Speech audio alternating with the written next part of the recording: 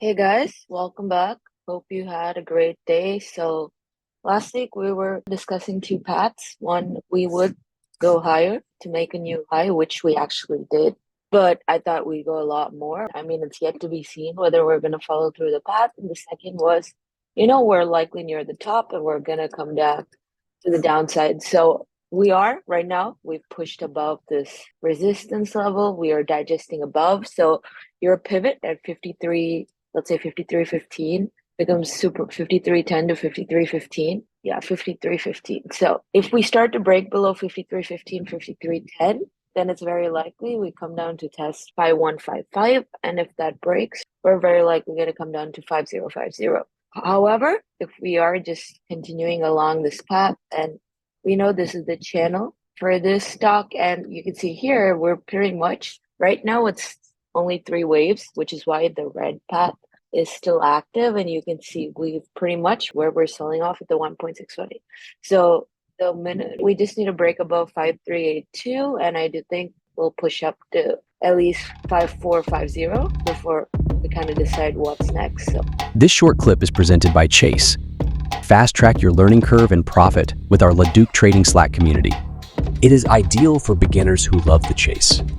Chase provides access to not only Samantha's daily market thoughts and chase trades, but also her fabulous team of live stage mentors who share their actual trades and risk management stops across equities, options, and futures.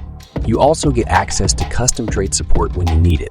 For more information, visit www.laductrading.com/chase. still looking for that. If we start to break below 5315, then for short level would be 5263. And if that breaks, right, we're going to come down to 5194, 5200 and lower. So those are obviously the two paths. We are obviously more bullish than bearish.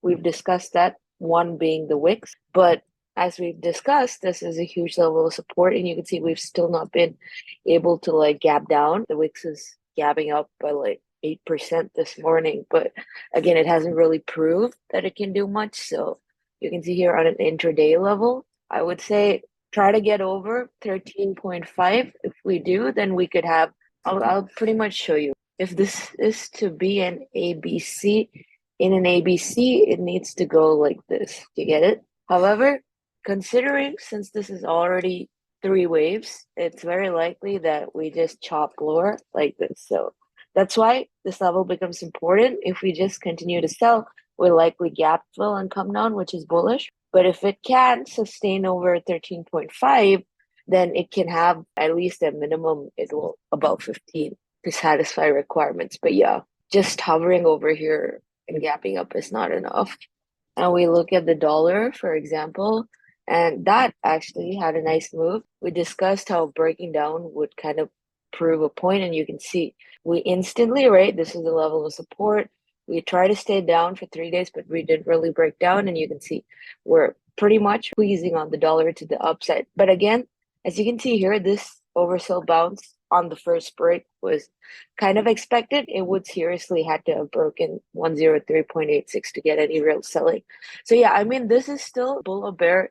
This bounce was in some way, given that we didn't break down, was kind of expected, which is why I kind of have these lines drawn. So let's kind of see how we do, right? Around this 105.5 area.